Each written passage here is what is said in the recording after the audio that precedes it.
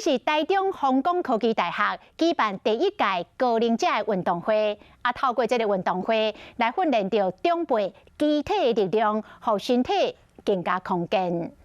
这场超过50岁时代准备要一场趣味的运动对决，而且嘛是验收运动方案课程的成果。其实整个的照顾不只是在机构而已，包括我们的照顾服务员，包括我们的机构，其实大家跟家属大家都要一起来合作，然后可以长辈未来更健康。总共有10间老人机构超过100位时代参加，透过趣味竞赛提升时代身体机能，嘛让老人福利长期照顾的学生展现专业。那我们也更希望在未来的一个机会产学的一个结合，在我们的学校这个场域里面，更能够展现我们的一个专业。头一届高龄运动会比赛包括涂骹摔球、分栏木条等等的项目，和坐轮椅、失智、失灵的时代，拢会当参加，训练筋骨。